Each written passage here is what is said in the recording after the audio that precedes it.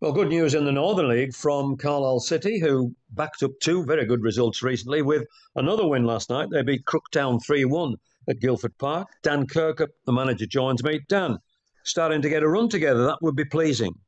Yeah, very pleasing. I think I've spoke to you a lot about backing up results and getting some consistency, and we've done that the last three games now.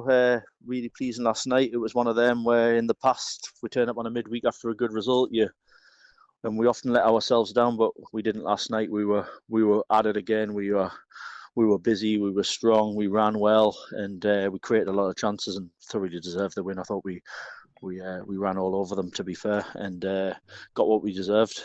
When did the goals come down and what were they like? We scored after a minute. Henry Walker scored. It was the second phase off a set play, and he lashed one in. Then 1-0 half time. Then they got an equaliser. We a little bit of a mistake at the back. 1-1, and you're thinking, oh God, it's going to be Here tough we to go get. again. It's going to be tough to see this game out. But then we kicked back into gear in the last 20 minutes. We were really strong again. We scored off a corner. Henry got another one. Two for him. Then we scored. Jack Barker, a local lad from where I live, came over and helped us out. He's a good player, plays local level, but doesn't quite commit to our level, and he got the third. So a pleasing night's work, and everything all looks rosy a little bit again.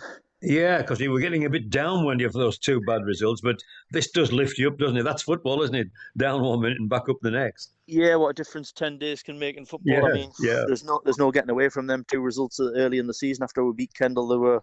They were shocking, but the firmly in the put to bed now after three really good performances. I mean, we've worked on a lot of stuff on the shape and just been harder to beat and harder to concede goals, and we've been all of that for three games now. So we've given ourselves a real good platform to go and build on now. We don't need to change anything. We look solid. We look a threat going forward. We're full of energy, and it's good to see we've got bodies coming back now, because there's no getting away. Them first few games of the season, we were down on bodies. Injuries didn't help with the schedule, and game after game after game, and doesn't give lads time to recover. And obviously holiday season as well, with it being non-league football. But last night I could turn to the bench and I had five subs there who no problem of putting on at all. So yeah, we're in a bit of a better place at the minute. There's no getting away from that. How was Callum Birdsall? Because is he still out or was he back in last night? No, Callum wasn't back in. I don't think he's far away. He maybe could have came in last night on the bench, but we just don't see any value in him putting him in, then losing him for Yeah, 4 weeks. But absolutely. 4 weeks at our level turns into 8 games, pretty much. So we didn't see any value of just rushing him back in. So we're just taking our time. Hopefully, he texted me there this morning saying he could be good to go on Friday in the FA Vars. So if not Friday, I think he'll definitely be back for next Tuesday's home league game. So yeah, that'll be a big bonus once we get him back. But we've done really well without him. Like I say, we used to usually struggle without Callum, but we found a new formation. We found a way of just being in good shape and being busy, and it's working. Henry Walker, you mentioned, comes from a footballing family, grandfather and father, isn't he? Yeah, I believe so. He's turned into a real player for us. I mean, he's been playing centre half for us, but he can play wide left. He can play up front. He can play left back. You probably want two or three Henrys in your team. Yeah, He's yeah. got a monster long throw in that he can throw from the halfway line, hit the 6 yard box, which we use. And yeah, he's a real strong athlete. And like I say, he got two from centre half last night. One was a really good finish, and one was your centre half's header. So the most pleasing thing I've just was on about this morning there to someone else.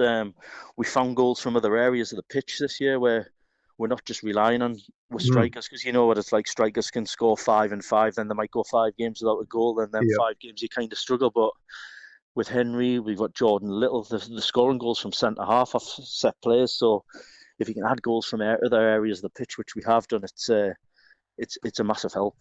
Now, you mentioned the Vars on Friday. What have you got in the Vars? Who have you got, Dan? Yeah, we go to Billingham Synthonia, who are a second division team, away on Friday night. So yeah, it's a cup.